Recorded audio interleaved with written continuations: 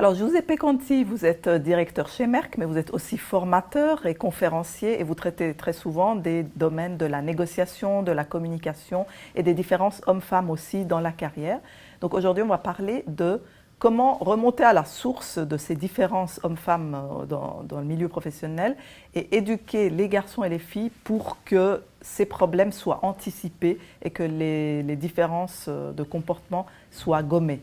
En effet, il y a des différences entre les hommes et les femmes, et en tant que parent, on peut déjà commencer à dire qu'est-ce que je peux changer dans ma façon d'éduquer pour faire en sorte que je puisse faire grandir mes filles d'une façon qu'elles soient complètement à l'aise avec tout ce qui est négociation.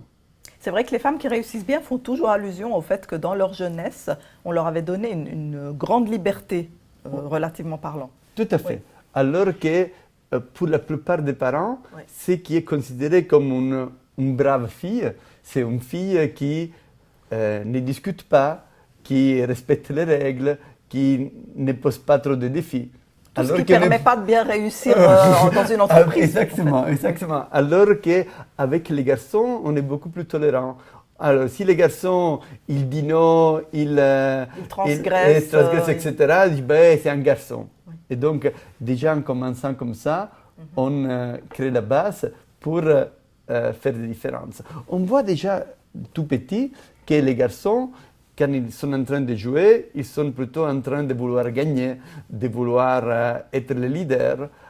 Et l'interaction entre les filles, c'est plutôt une interaction collaborative dans laquelle les filles s'entendent bien, elles s'écoutent et font attention aux émotions des autres. Donc, oui. C'est sûr qu'il y a du positif dans ça aussi. Il y a aussi des garçons, les garçons en général, s'ils tombent, ils se relèvent, ils ne vont pas beaucoup trop craindre de tomber en faisant de la trottinette ou du vélo. Et les filles, peut-être, elles sont plus craintives, elles sont moins casse-cou. Voilà. Et ça, c'est encouragé comme ça. Exactement. C'est pas spécialement très donc, en effet, ces différences-là, ce n'est pas génétique, c'est vraiment nous, avec l'éducation, qu'on les fait. Donc, qu'est-ce qu'on peut faire maintenant pour faire en sorte que les filles puissent être plus à l'aise avec notamment la négociation? Oui, alors les filles, pour commencer, voilà. Oui, ben, les filles, déjà, une chose, par exemple, que j'adore faire en famille, moi j'ai 3 filles, que j'adore. Et une chose que j'aime faire, c'est les meetings familiales. Donc, qu'on puisse se retrouver autour de la table ou autour du sofa pour discuter de quelque chose. Okay, il y a un problème, on a des différences. Chacun s'habitue depuis tout petit à dire non, non, moi je voudrais bien ça plutôt que ça, etc. Donc, on s'habitue à prendre la parole et de trouver les bons arguments pour que son idée passe. Oui.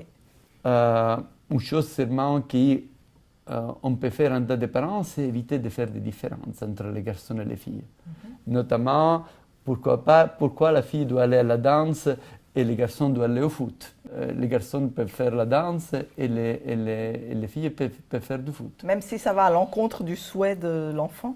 Alors, bien sûr qu'après il y a du volontarisme Non, disons que c'est sûr qu'il y a la pression des autres. Donc, si tous mes copains vont faire du foot, moi aussi j'aurais envie de faire du foot, et vice-versa pour ce qui concerne la danse. Exact. Mais maintenant, il ne faut pas non plus qu'on se retrouve seulement à suivre les courants. Il y a peut-être justement des garçons ou des filles qui veulent faire des choses différentes, ou en tout cas les ouvrir à faire quelque chose de différent, parce qu'ils vont écouter le foot par l'école, par le conformisme, mais il y a peut-être d'autres choses qu'on peut faire. Oui, oui. J'ai aussi 2 filles, et puis j'ai l'impression qu'en tant que parent, instinctivement, on les protège plus que des garçons au même âge. Ouais. Ça veut dire on va être plus protecteur, on va un peu plus les aider. Si elles oublient des choses, c'est pas grave, on les laisse être moins autonomes, on peut leur préparer leur sac d'école, leur sac pour des activités. Alors qu'un garçon, on aurait dit, t'es grand, tu peux te débrouiller. L'autonomie vient peut-être plus naturellement quand c'est un garçon, chez le parent. Oui, il y a des études même qui montrent que les parents, depuis tout petit, ils augmentent les capacités des garçons et sont plus en souci par rapport à la capacité de la fille. Donc, on peut parler déjà de la capacité de marcher à 4 pattes. Oui. Donc, les parents, ça c'est une étude qui a été faite aux États-Unis, qui montre que les parents sont en train de dire « Oh, comme mon garçon il marche tellement bien, alors que quand la fille marche, attention, ne tombe pas, etc. Donc il y a cet aspect-là. Et c'est totalement inconscient, ça. Je crois que les parents le font sans se rendre compte du tout. Exactement. Oui, C'est complètement inconscient. Oui, Donc, oui. à Vous nous maintenant. sensibilisez les gens dans vos cours à ces... Exactement. Maintenant, à nous de faire un travail aussi de les habituer qui puissent dire non, qui puissent avoir une opinion différente, qui puissent faire des sciences et pas forcément des études littéraires. Donc, de les sourire à un monde, parce qu'en plus, les études scientifiques sont celles qui vont vers les positions qui gagnent plus d'argent et amènent à plus de pouvoir. Donc, que vraiment nos filles puissent avoir le même type de parcours que les garçons. Et les garçons, alors, qu'est-ce qu'il faut leur inculquer pour qu'il soit naturel pour eux d'être égaux de femmes dans le monde du travail plus tard? Mais je crois que la meilleure chose que les parents peuvent faire, c'est montrer un modèle d'égalité en famille. Donc, si les garçons grandissent dans un modèle dans lequel les parents ne font rien dans la maison, ils arrivent, ils s'assoient et lisent le journal, c'est sûr qu'après ils vont croire que c'est normal pour un garçon de faire rien dans la maison et que ce soit la maman qui doit tout faire.